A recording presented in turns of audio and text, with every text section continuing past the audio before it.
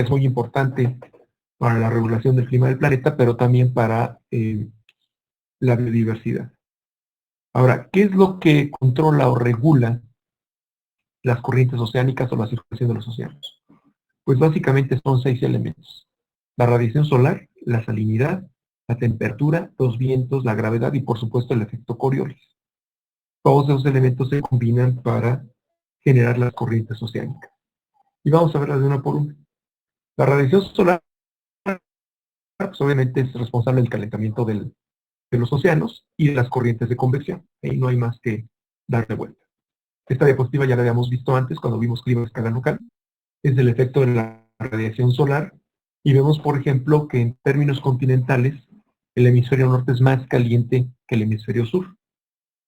Si consideramos nosotros la capacidad calórica del agua, el coeficiente térmico del agua, sabemos nosotros que el agua puede absorber una gran cantidad de energía antes de cambiar de fase. Y entonces, si nosotros tenemos que la mayor cantidad o la mayor masa continental se encuentra en el hemisferio norte y que los mares pueden absorber mayor energía que los continentes, entonces el hemisferio sur siempre va a ser más fresco que el hemisferio norte. Debido a eso, la Antártida es un continente que se mantiene congelado básicamente todo el año. Y estas corrientes de convección generadas por el calentamiento del agua son las que favorecen las corrientes marinas profundas, es decir, las corrientes convectivas de ascenso, es decir, las corrientes locales en las que el agua está ascendiendo y descendiendo. El agua fría se mantiene abajo por el peso. Conforme el agua caliente, o lo mejor dicho, el agua en la superficie se calienta, va siendo sustituida también por agua fría, y entonces esto genera estos ciclos convectivos verticales. Y como les decía, las corrientes no solamente dependen, por ejemplo, de los vientos o del efecto Coriolis, sino también dependen de la concentración de sal. Y la sal obviamente incrementa la densidad del agua, y además cuando estamos, por ejemplo, en una zona ecuatorial donde la incidencia o la radiación solar es mayor, podemos ver nosotros que el agua se evapora más. Si el agua se evapora más, entonces en principio la salinidad debería de incrementarse. Y dependiendo de la salinidad también depende la capacidad de formar hielo del agua. Es decir, cuando nosotros agregamos un soluto al agua se modifican las propiedades coligativas del agua. Es decir, la temperatura de congelamiento y la temperatura de ebullición del agua cambian cuando nosotros agregamos un soluto. Y entonces en este caso, el agregar sal o el tener sal en el agua cambia estas propiedades. Y por lo tanto, el agua se congela a una temperatura mucho menor cuando es salada, y el agua ebulle a una temperatura más alta cuando es salada. Entonces, el agua salada tiene una mayor capacidad de retención del calor que el agua dulce. Y entonces vemos nosotros que la densidad del agua generada por la concentración de sal no solo modifica las corrientes termolinas, sino modifica la capacidad del agua para congelarse. Y entonces, como veíamos, esta salinidad de los mares depende de la evaporación del agua, sobre todo en las zonas de mayor radiación solar, depende de los flujos de agua dulce que vienen de continente o de las zonas de los glaciales, y también depende de la profundidad del océano. No es lo mismo calentar un agua superficial que calentar una masa de agua enorme que se encuentra en una zona abisal. Sin embargo, por ejemplo, la variación de la salinidad superficial y la evaporación dependen de la latitud.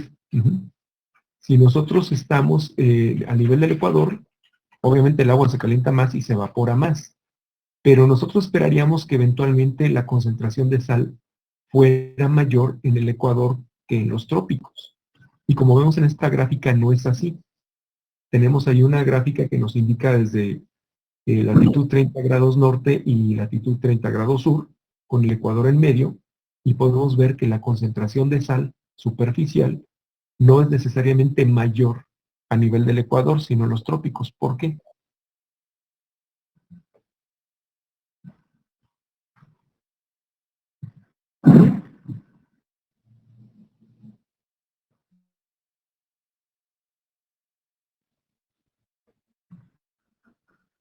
Tal vez por la convergencia de corrientes en el Ecuador que dispersan esa sal.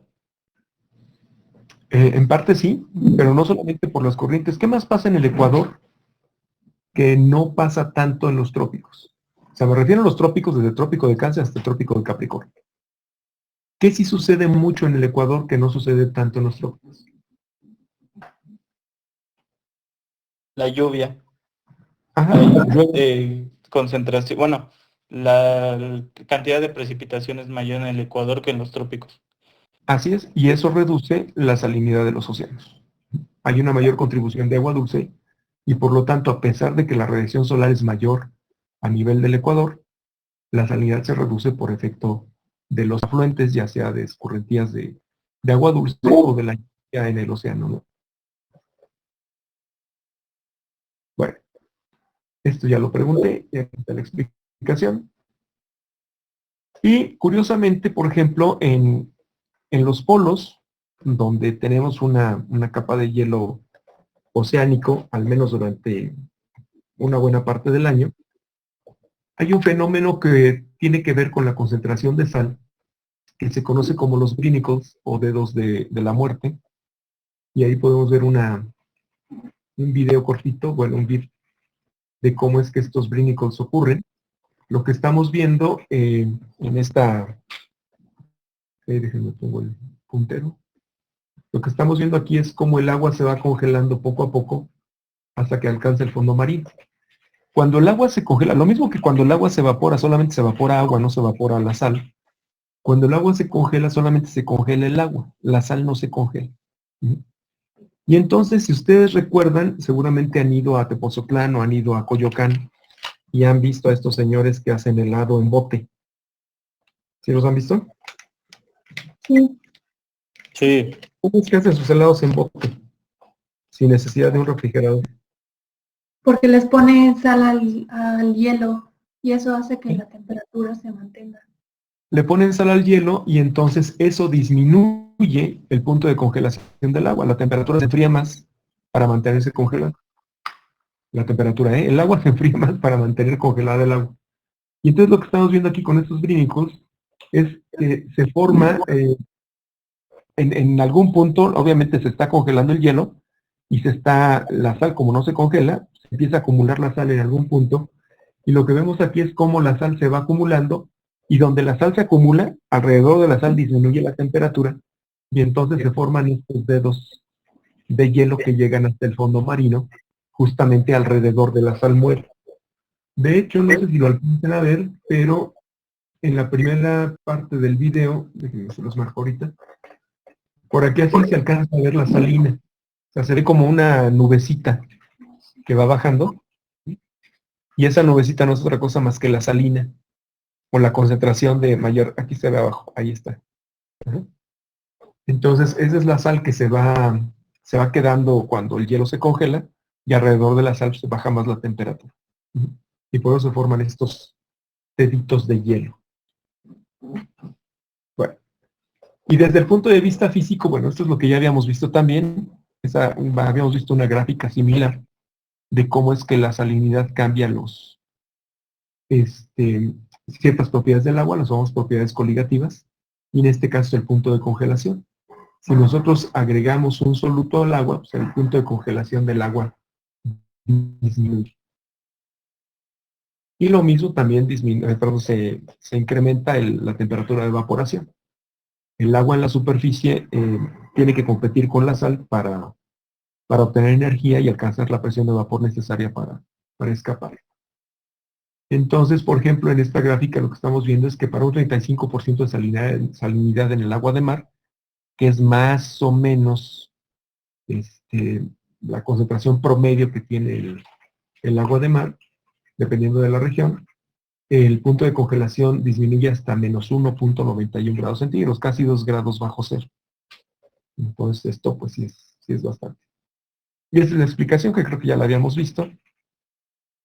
Aquí lo que vemos, por ejemplo, para el punto de evaporación, es que el agua pura absorbe energía en la superficie, las moléculas se excitan, alcanzan la presión, o mejor dicho, la presión de vapor igual a la presión atmosférica y se evapora. En este caso, cuando hay un soluto, el soluto compite con las moléculas para obtener energía y por lo tanto la temperatura de ebullición se incrementa.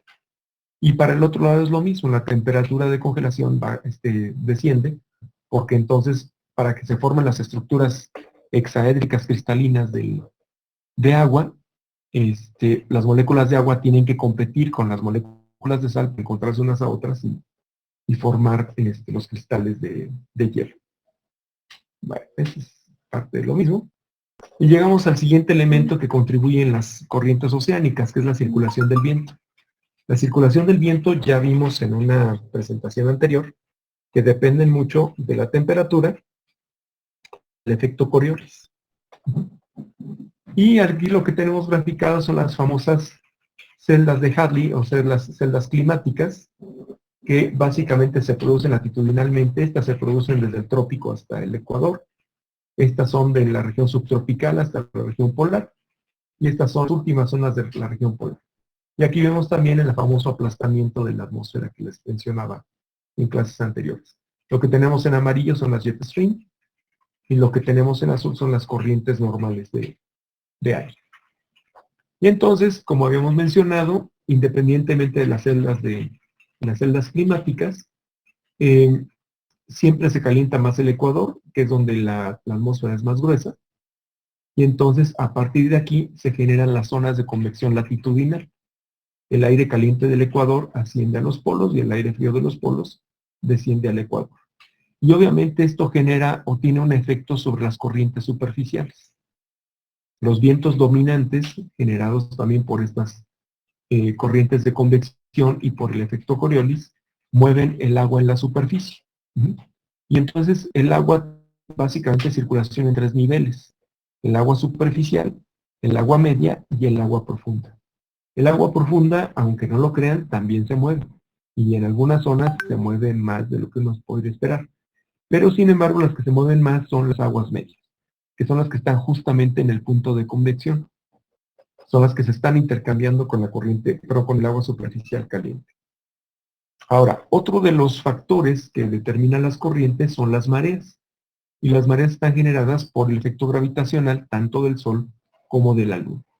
Cuando el efecto, por ejemplo, o mejor dicho, cuando la Luna está oculta de la Tierra, el efecto gravitacional lo ejerce solamente la atracción solar. El Sol hace que las mareas se eleven.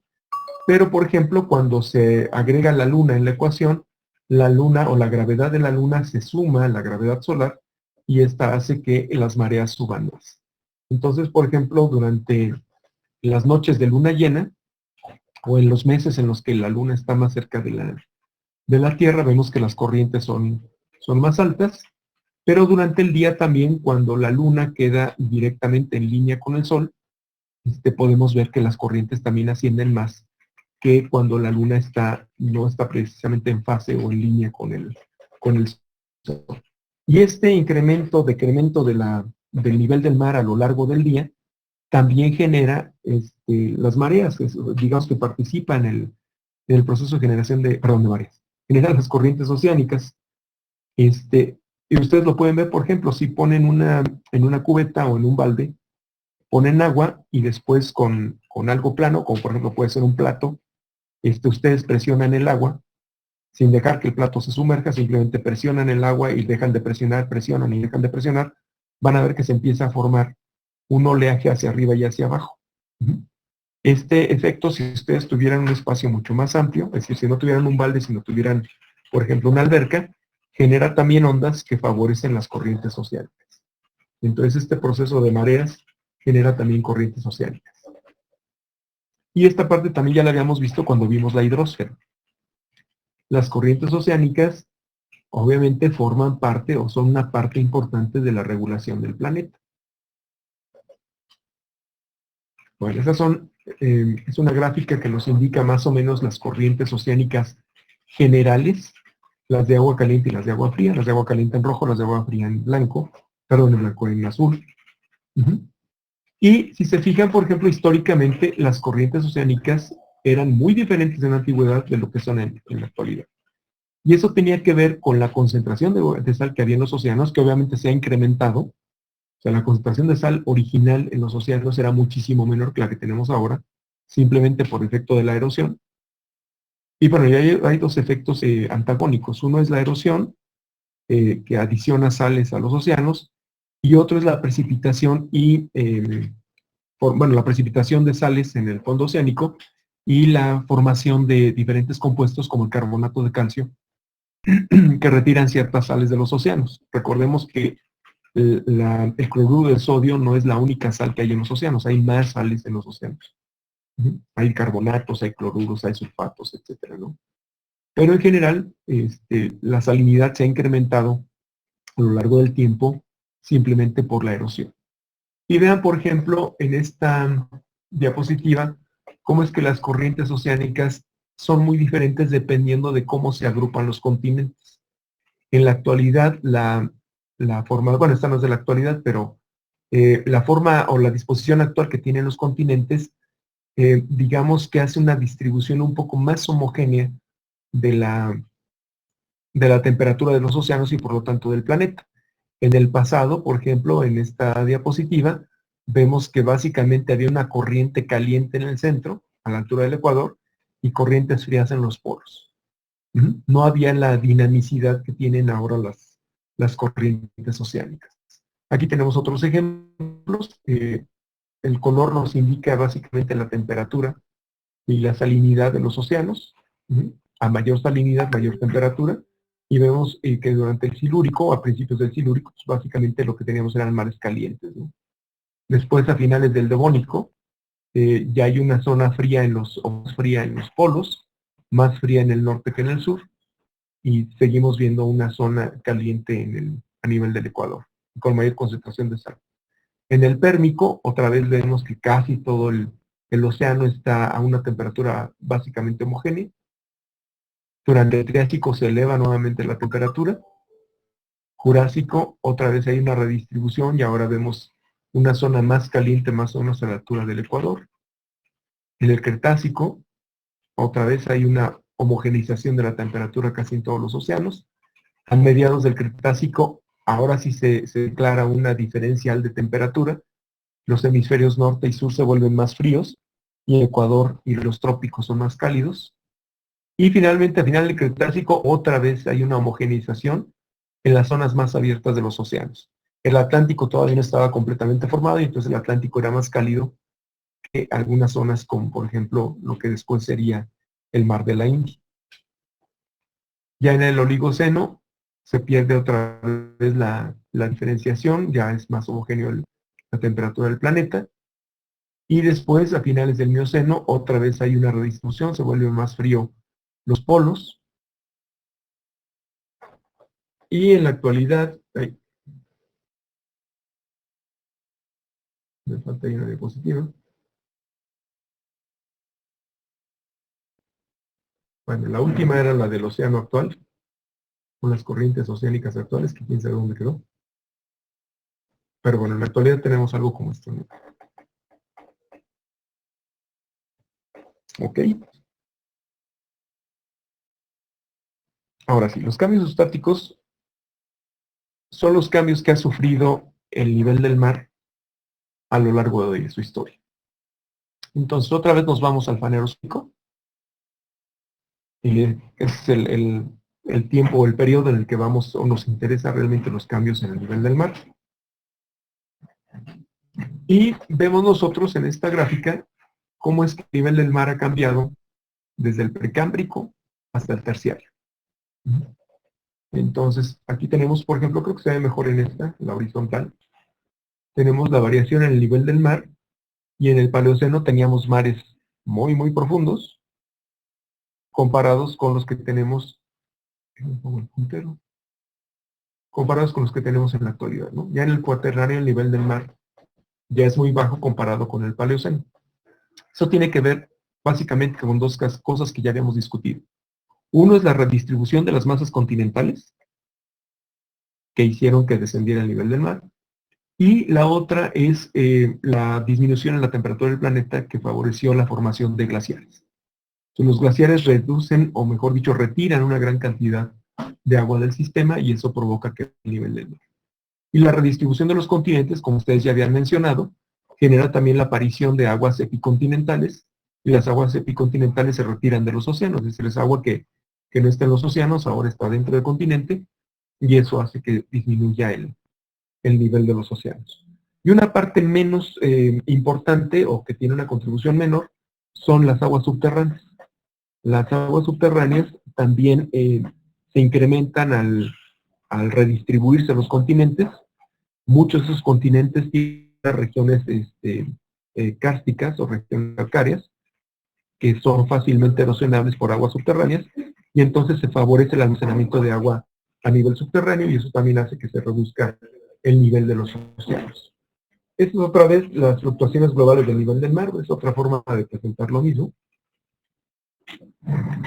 Y aquí lo que tenemos, por ejemplo, es los periodos en los que ha habido un mayor nivel del mar. El primero que se registra es más o menos hace unos 500 millones de años, en el Paleozoico, cuando se inicia apenas la separación de los continentes. El nivel del mar básicamente era unos 250 metros superior al de hoy. Pero 250 metros es más que suficiente como para que desaparezca Tabasco, Yucatán, Veracruz, una buena parte de Tamaulipas, una buena parte también de Sinaloa, gran parte de Guerrero, Oaxaca, etcétera, ¿no? Y si hablamos de otras regiones del planeta, bueno, pues es suficiente para que desaparezcan un montón de islas en el Pacífico Sur. Pero bueno, esto fue hace unos 500 millones de años, a finales del Cámbrico. Hace 91 millones de años tenemos otro incremento en el nivel del mar, otro drástico incremento en el nivel del mar. En este caso podemos ver ya los continentes casi en su distribución actual. Y aquí es una de las cosas que les mencionaba yo. Vean cómo México estaba prácticamente bajo el agua. La península de Yucatán, por supuesto que no existe. Es un mito eso que nos ponen en los documentales, que el meteorito de Chicxulub cayó en la península de Yucatán. No, cuando cae el meteorito no existía la península de Yucatán emergida, estaba, bueno, de hecho prácticamente no existía. Una buena parte de la península de Yucatán está formada por sedimentos después del meteorito, y todo esto estaba bajo el agua, ¿no?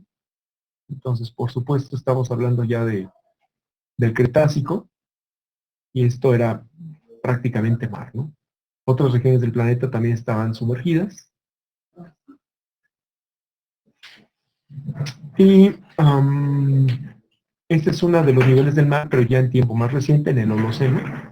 Y veamos, por ejemplo, durante el último máximo glacial, cómo prácticamente disminuye drásticamente el nivel del mar.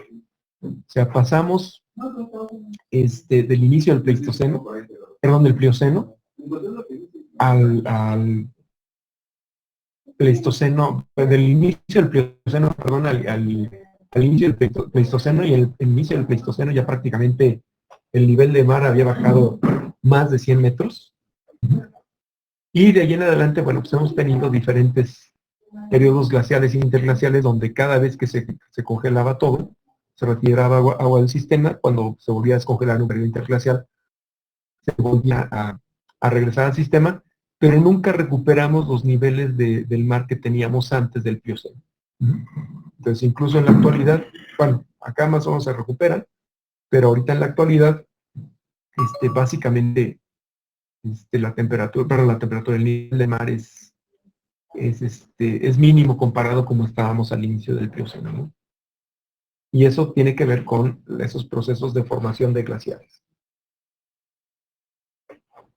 Ahora, los cambios en el nivel del mar se pueden medir en dos escalas. En escala ecológica, o geológica, y la otra escala es a nivel local o global. Y vamos a ver cómo ocurre esto. En escala ecológica, pues básicamente ya dijimos que el nivel del mar depende mucho de las mareas astronómicas. Es decir, la luna y el sol tienen un efecto importante sobre el nivel del mar. La mayor gravedad sumada de la luna y del sol obviamente incrementa el nivel del mar. Cuando la luna está más cerca de la Tierra, incluso en la noche, sube el nivel del mar.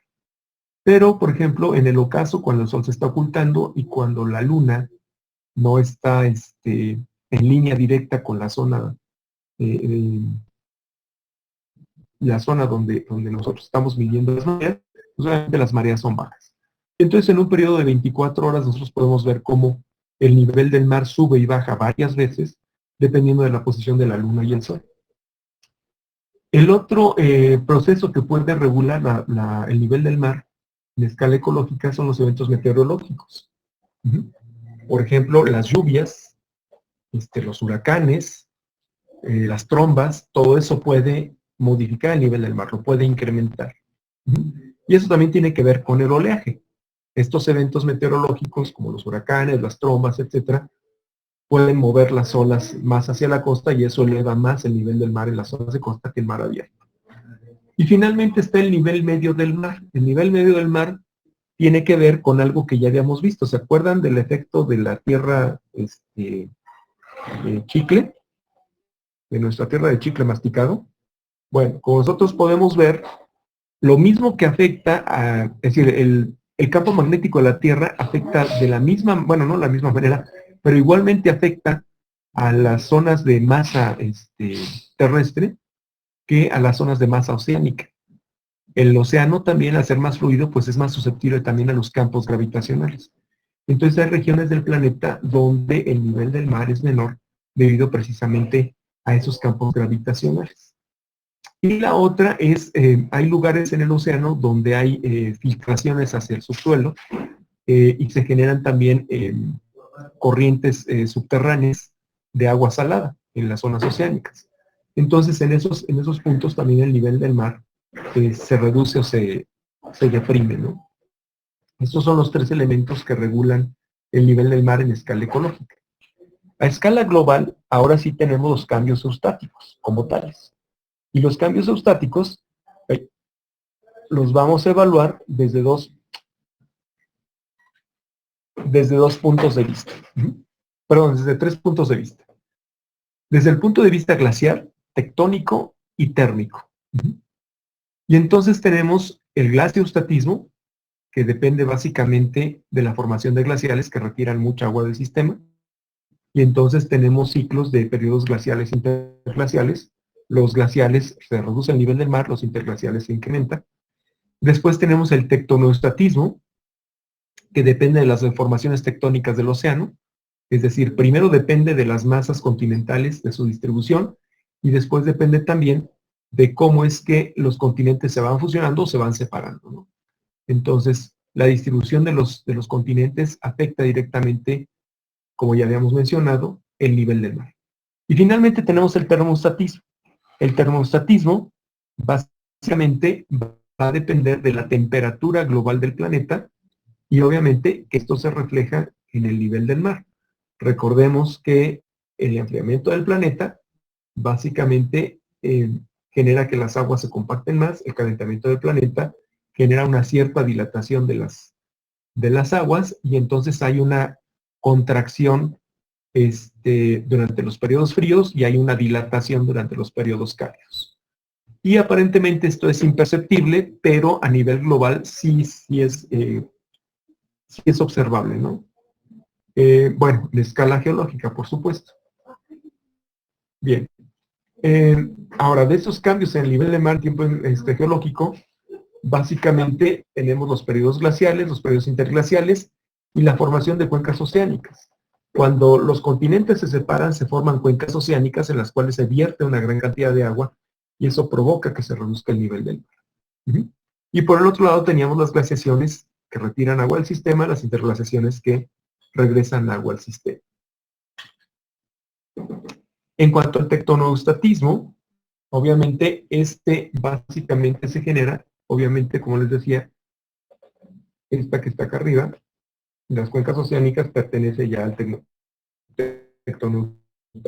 tectonostatismo. Y cuando una falla en el océano, se empiezan a separar las placas y obviamente al separarse las placas se incrementa el área en el cual se distribuye el océano. Y entonces al incrementarse el área en la cual se distribuye el océano, el nivel del mar, por supuesto, baja. Ahora tiene una mayor área el océano para distribuirse. Y es uno de los efectos que mencionábamos hace un rato cuando hablábamos de lo que ocurre cuando los continentes se separan en términos de nivel del mar. Y entonces aquí vemos otra vez una dorsal, una dorsal oceánica. Cuando se separa, pues obviamente disminuye el nivel del mar porque se incrementa el área en el cual se distribuye el océano. En cuanto al resustatismo, pues no hay mucho que decir. Sabemos que cuando el agua se congela, piensa que el hielo es menos denso que el agua líquida, y por lo tanto flota, y al tender a flotar tiene que incrementar su masa, y a disminuir el nivel del mar, porque el agua se va retirando del sistema. Vemos aquí algunos ejemplos de cómo es que esto ocurre. Cuando se derriten los hielos, por ejemplo, se incrementa la penetración de agua o la transgresión de agua en continente. Eso es lo que ocurriría, por ejemplo, si se derritieran todos los glaciares. Vemos cómo desaparece prácticamente Florida, una buena parte de Texas, Luisiana desapareció una parte de Tamaulipas, todo Veracruz y Tabasco, Yucatán prácticamente desaparece casi por completo. De este lado una buena parte de Chiapas, y el istmo de Tehuantepec queda otra vez sumergido. Y esto es también muy interesante porque el istmo de Tehuantepec es una región de México que ha estado sumergida, emergida un montón de veces. Y esto obviamente genera, cuando está sumergida, ofrece una barrera a las especies terrestres y ofrece un corredor a las especies acuáticas. Entonces, independientemente del surgimiento del istmo de Tehuantepec, el surgimiento del istmo de Panamá o de la región de Centroamérica, que interrumpió el flujo entre el Atlántico y el Pacífico, el istmo de Tehuantepec posteriormente ha estado sumergido y emergido varias veces, y eso hace que el flujo entre el Atlántico y el Pacífico, pues de repente se recupere, ¿no? Y eso lo podemos comprobar. De hecho, Omar tiene más información de eso, yo nada más la sé de plática, pero Omar sí lo ha estudiado. Hay muchas especies de moluscos y de peces que, a pesar de la separación entre el Atlántico y el Pacífico, se encuentran en ambos lados y no han cambiado mucho. Y eso tiene que ver con la última vez en la que el istmo de Tehuantepec estuvo sumergido. En esa época hubo intercambio entre el Pacífico, entre el Atlántico o el Golfo de México y el Pacífico, y algunas especies lograron pasar de un lado a otro, y entonces por eso las tenemos representadas de un lado y otro, aun cuando no estén al norte o estén al sur del Pacífico ni del Atlántico. Simplemente lograron pasar por este corredor, y las tenemos representadas tanto en el Golfo como en el Pacífico. Como les decía, cuando el nivel del mar entra en continente, o cuando el mar entra en continente, se llama transgresión, y cuando el nivel del mar se retira de los continentes o desciende mucho, se llama regresión. Bien, esta es una imagen, no es la mejor imagen, tengo por ahí otras, se las voy a buscar, del último periodo glacial o del último máximo glacial, y aquí podemos ver cómo muchas zonas continentales, gracias a la cantidad de agua que se retiró del sistema, muchas aguas continentales, muchas continentes.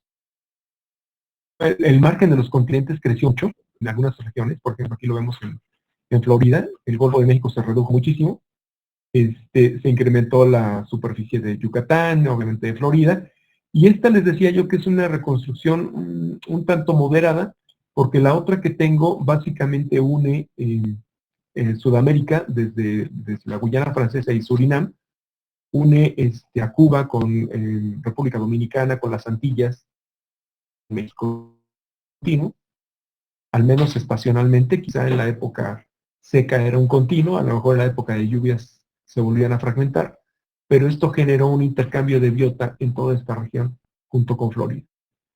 Entonces, especies que están aquí en esta región de Sudamérica, que están presentes en las islas y en Florida, o están representadas en Florida y en Yucatán, no se encuentran en Centroamérica, y esa es la principal evidencia que tenemos para decir que llegaron a través de las Antillas y no a través de Centroamérica. Por el otro lado tenemos la otra gran conexión, o el otro gran puente que se generó en el archipiélago malayo. En el archipiélago malayo básicamente también hay quienes básicamente declaran con cierta evidencia que Australia estuvo completamente conectada a Asia a través del archipiélago malayo, incluyendo hasta Camboya y la India, ¿no? Entonces mucha biota está compartida precisamente durante, o mejor dicho, como resultado de las glaciaciones del periodo Pleistoceno, en donde el intercambio de biota se favoreció por estos corredores o puentes terrestres.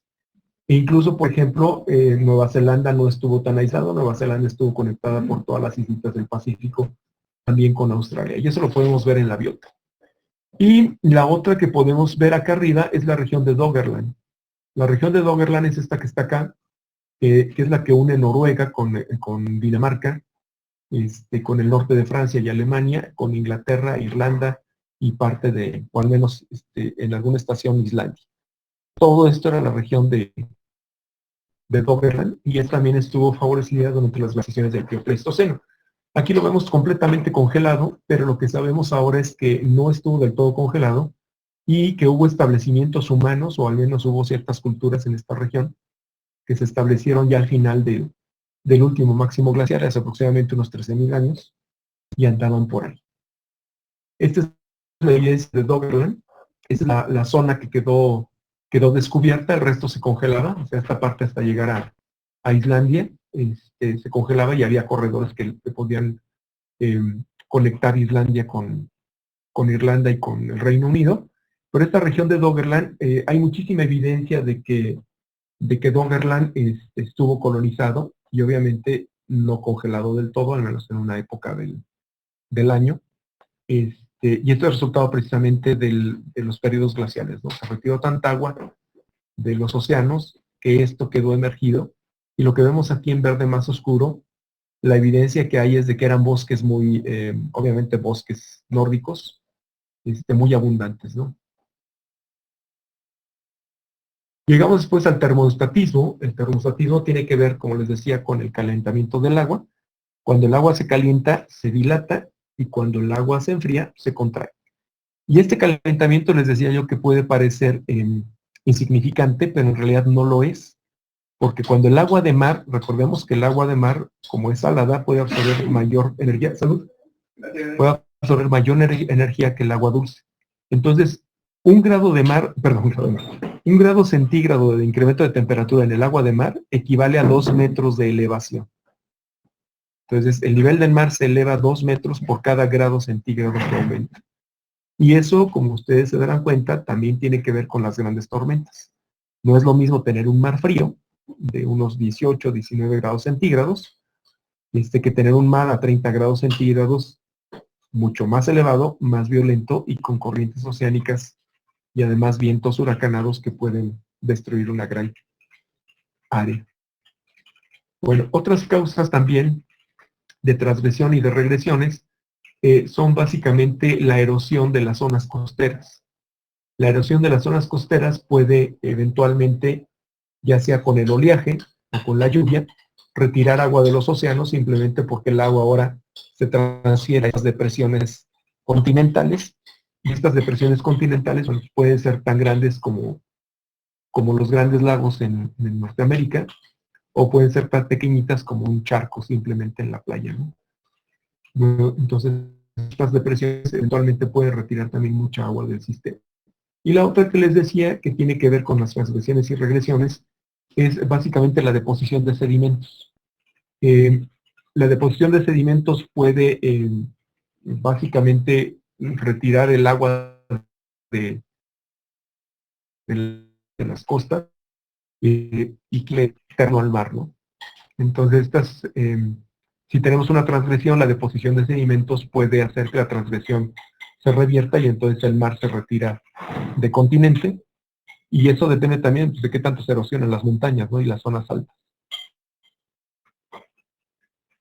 Bueno, preguntas, comentarios. No. ¿No? Bueno, entonces nos quedan ya solamente 2 temas chiquititos por abordar. Uno es el de glaciaciones y el otro es el de efectos antrópicos. Esos los veríamos el próximo martes, y eso significa que el examen sería el próximo jueves. ¿De acuerdo? Sí, Doc. Bueno, Pues entonces, chicos, muchas gracias. Ya váyanse a comer, porque si están igual que yo también tienen hambre. Y Sí. nos vemos el próximo martes. Gracias.